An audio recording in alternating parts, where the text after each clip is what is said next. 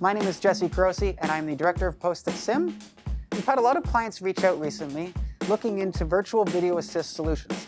We thought we'd put this video together to walk you through a few of the technologies, gear, and scenarios that could be useful for you on your next production firing back up. So over here, I have a video assist cart. This is a Q-Take cart that I'm sure a lot of people will be familiar with, but for anyone that doesn't know what a video assist cart is, this actually takes a live feed from the camera, sends it out to all the monitors on set. So anytime that you previously heard someone call for a certain take to be played back, it often comes from a cart like this, where there's an operator that records every shot and then queues up the playback to go out to everybody watching monitors on set.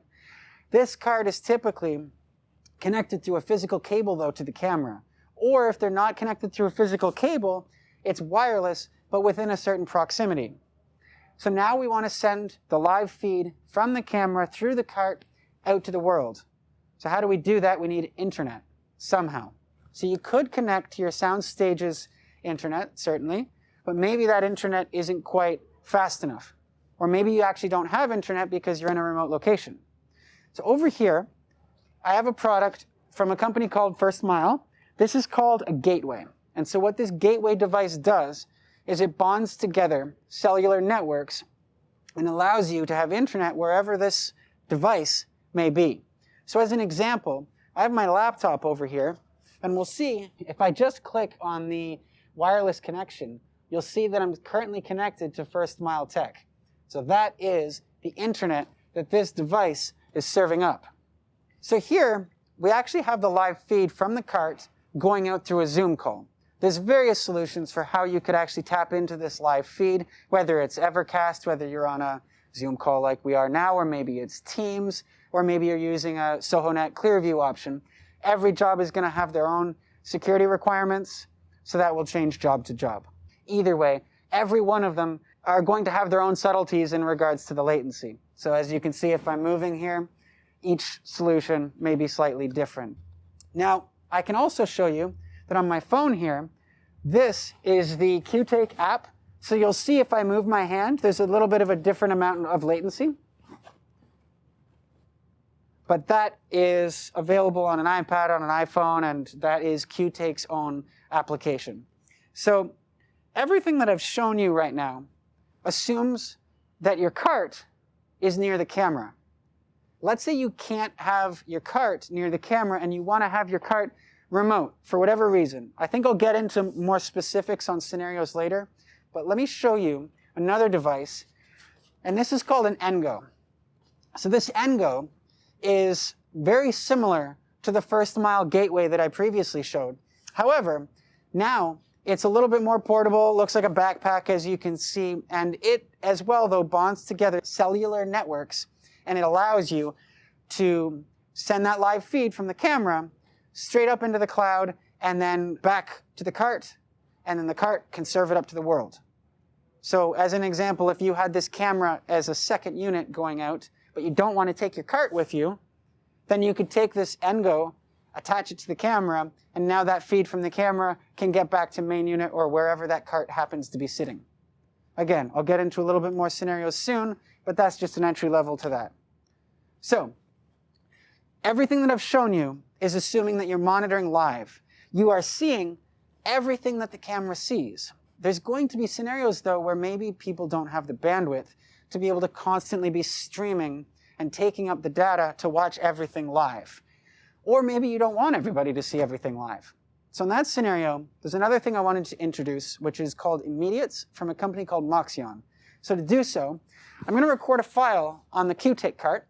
And if I'm here and I record, and I'll go 1, 2, 3, 4, and I'll stop recording, every time that the camera rolls, it's very common that the Q-Take cart would actually roll as well.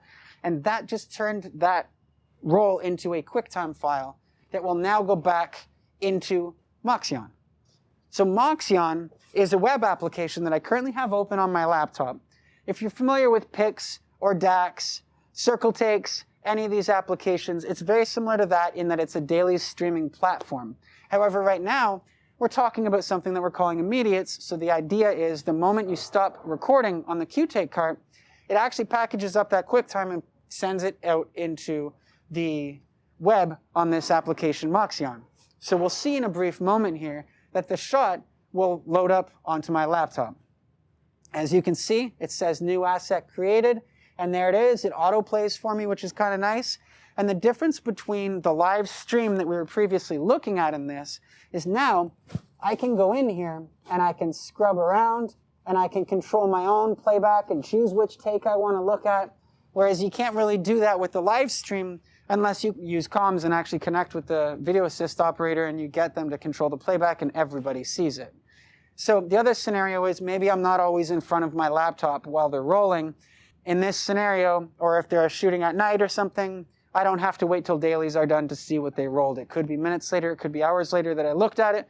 The convenient thing is it's on my own time. So those are the main things that we really wanted to walk through here in terms of different technology. However, let's break down a couple scenarios. So let's say scenario one is you have your cart on set, you're sending a live feed from the camera to the cart.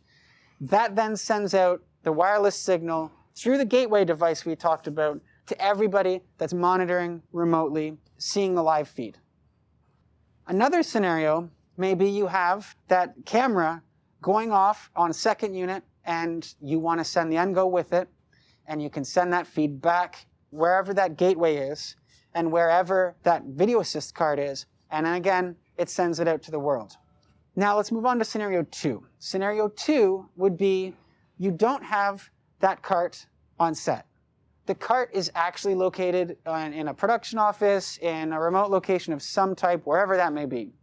In that scenario, we connect the NGO to any of the cameras that go out, so an NGO per camera. That then sends that feed wirelessly from the cameras back to wherever the cart is located, and that then sends out the feed to the world. Last scenario is the one that we previously talked about with Moxion, where you don't want everybody to see the full live image coming from the camera. You want them to be able to control their own playback or not have to require the bandwidth that you do for a live feed of the entire shoot. Is you record on the QTake, it creates QuickTimes. The QuickTimes get fed into the cloud, and then any user on their laptop using Moxion can control their own playback whenever they will. Now, usually whenever you get these immediates, you're still going to get dailies. You're still going to want the sound sync. You're still going to want color correction done for the most, or at least a lot of jobs would. But it allows you to see things in a much quicker way and provide feedback much quicker if you need to the people on set. So those are a few of the main scenarios that we really wanted to touch on, but every job is going to be unique and different with its own challenges.